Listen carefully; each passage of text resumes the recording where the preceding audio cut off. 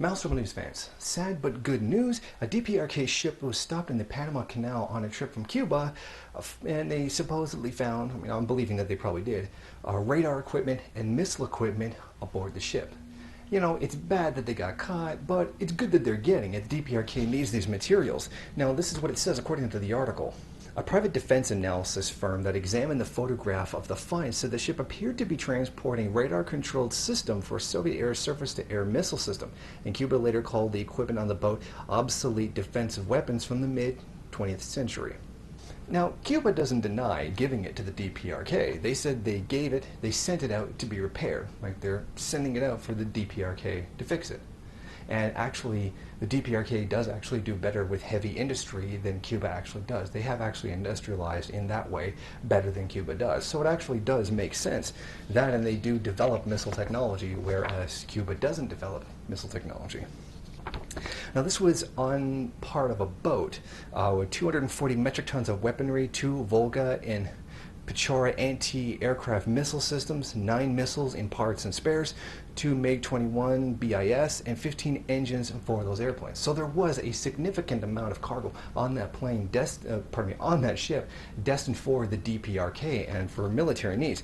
Now, the Panamanian president, Ricardo Martinelli, said the ship is identified as the 14,000-ton Chong Gang, and it was carrying missiles. Now, Neil Ashdown, the IHS Jane's intelligence, said that SNR-75 Fansong radar, which is used to guide missiles fired from an SA-2 air defense system, was also found in the former Warsaw Pact and Soviet allied nations. However, despite that radar system being there and it being a threat,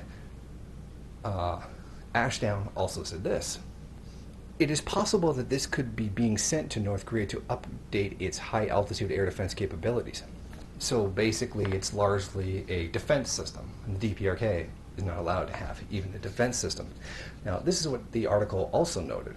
Under current sanctions, all UN member states are prohibited from directly or indirectly supplying, selling, or transferring all arms, missiles, or missile systems and the equipment and technology to North Korea, with the exception of small arms and light weapons.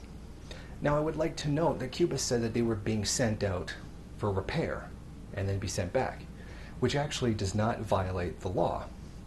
Now, normally, like, you would think that I'm not making excuses for them. I hope these weapons are going to them. They absolutely need them. They're being threatened by the world's largest military power in absolutely every way, shape, and form. Even these old, obsolete weapons and radar systems, defensive radar systems, I hope they get to the DPRK.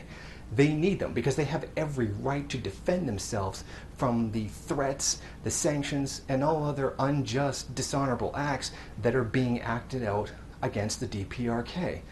They have every right to defend themselves in this situation.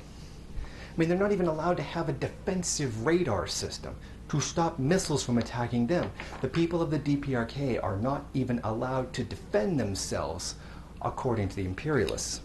Now, Martinelli also said this: Panama being a neutral country, a country in peace that doesn't like war, we feel worried about this military material. Neutral country? I don't recall Panama ever being a neutral country. I do recall it being occupied and controlled by the U.S. In fact, Panama for a very long time has been basically a puppet state of the United States government, including today. Panama is by no means a neutral state. Well, this statement is, well, frankly, just an outright lie. This is not true in any way.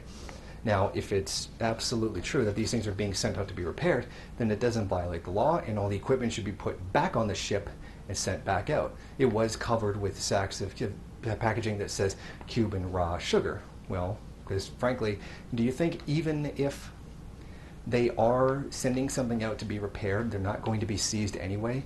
The United States government has previously stopped a bunch of 286 computers, or really 486 computers, being sent to Cuba, donated by people, stopped it, held at the harbor, and confiscated everything, and said that they were for developing missile systems. The people, the regular, everyday people who collected computers to donate to Cuba, said they were obsolete old computers, home PCs. So if they'll confiscate that, they will confiscate any legitimate transaction between Cuba and the DPRK.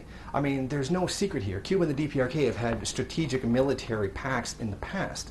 They are allies in defense for whatever that could actually, however valuable that could actually be, given their positions in status of wealth within the world.